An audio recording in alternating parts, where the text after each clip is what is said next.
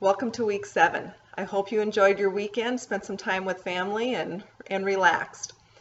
Now for week 7 we're going to shift towards being prepared. In the discussion we're going to take a look at advance directives and living wills, the importance of them, the reason they're needed. Also we're going to discuss some techniques that you have used in the past on how to approach patients or families on having an advanced directive or a living will, because that can always be kind of a touchy subject. You know, a lot of times in our profession, sometimes we don't address it until a life event has happened, and really we should be talking about that much more sooner, being prepared. The other thing on the discussion board I want to talk about is what is specific in your state that might surprise you. It's essential. It's very important for you guys to know what is going on in your state as far as the law goes, because in some states it's only valid for X amount of years. In some states you can only have certain people be a witness. I think you're going to see that kind of consistent throughout the country.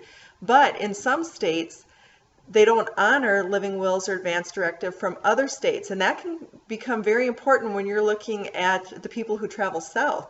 You know, does Florida, does Arizona, does Texas, does some of those honor advance directives and living wills from different states, especially when you get into summer months and people are vacationing and things like that.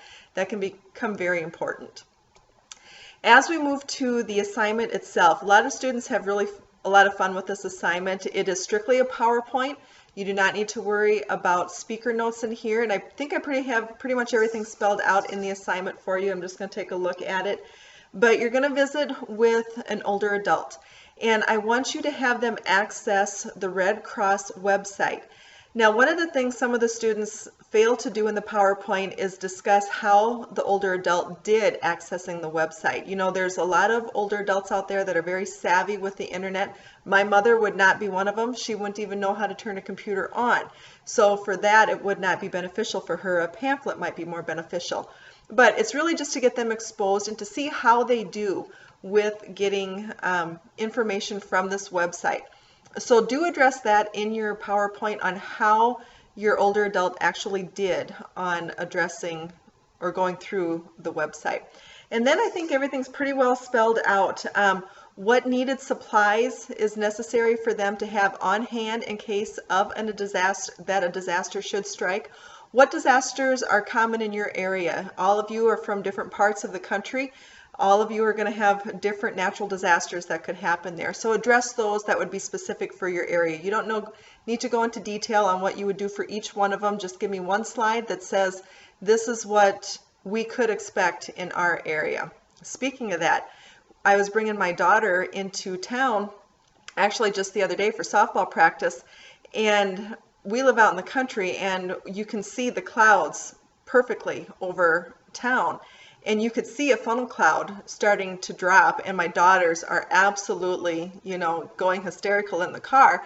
And of course we did turn around, but there was a funnel cloud just the other day hovering over our town, which, you know, something I don't ever need to see again. Nothing came out of it. It went back up, but still something to think about, especially this time of the year now. They're going to be out and about. All right, as we look to the assignment again, what would their personal plan be? Help them in establishing a plan of action. Who are they going to call? What are they going to do? What are they going to have prepared?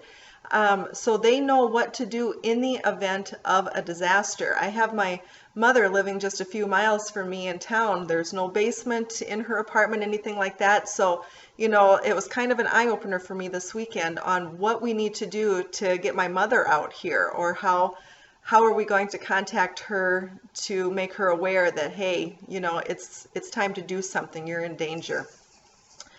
The other thing that I really want to point out that sometimes students tend to forget on this is why is it important to have the older adult, they have special circumstances basically is what I'm trying to say, because a lot of them have comorbidities, a lot of them have mobility issues, maybe they can no longer drive, so there's special circumstances that surround them.